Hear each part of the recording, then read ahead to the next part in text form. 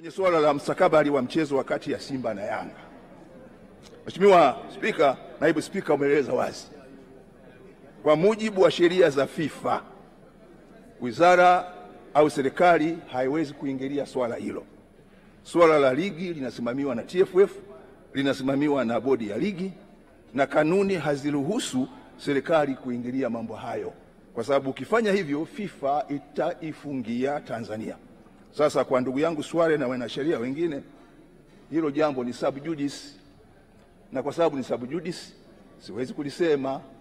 Nikilisema nitakuwa nimefanya makosa ya padri kutoa maungamo. Kwa hiyo tunaendelea na juhudi mbalimbali, na mazungumzo yetu yaligusa kuhusu kuboresha mchezo wa mpira katika nyanja mbalimbali. Mheshimiwa Naibu Spika, nichukue tena kuwashukuru wabunge wote waliotoa maoni ya kwamba Rais Dr. Samia Suluhu Hassan apewe tuzo kwa kufanya maendeleo ya michezo. Hakika Dr. Samia Suluhu Hassan amekuwa ni hidaya ya taifa letu. Dr. Samia Hassan amekuwa ni hiba ya taifa letu katika eneo la michezo, sanaa na michezo. Na mimi tunaunga mkono kabisa wazo hilo la wabunge la kuwa na aina maalum ya tuzo kwa Mheshimiwa Rais kwa kutambua mchango wake mkubwa katika sekta hii ya michezo, sanaa, utamaduni na habari.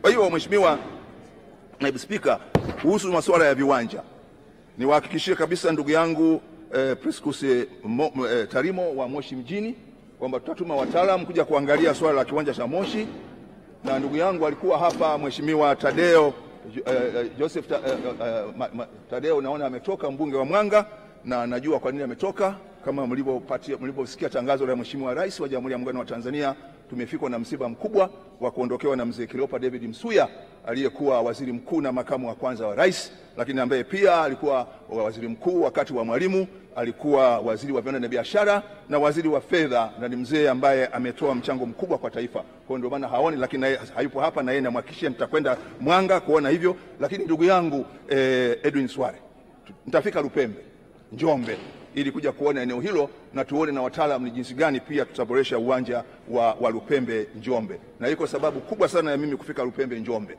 kwa sababu mama yangu mkubwa nilikokulia aliolewa na Lutangilo kutoka Lupembe. Kwa hiyo nitakuja huko. Ndugu, naomba kuhitimisha kwa kueleza kwamba baada ya mafanikio makubwa ya timu ya Simba, na sasa inaingia kwenye mchezo wa kwanza wa fainali ya kombe la shirikisho linaloandaliwa na CAF, ambapo klabu ya Simba inakwenda Morocco kupambana na klabu ya RS Berkane. Serikali ya Jamhuri ya Muungano wa Tanzania inayoongozwa na Dr. Samia Suluhu Hassan imefanya maamuzi ya kutoa ndege itakayoipeleka klabu ya Simba Morocco kwa ajili ya mchezo huo. Mheshimiwa Naibu Spika, naomba kutoa hoja. Hoja imetolewa, imeungwa mkono. Katibu.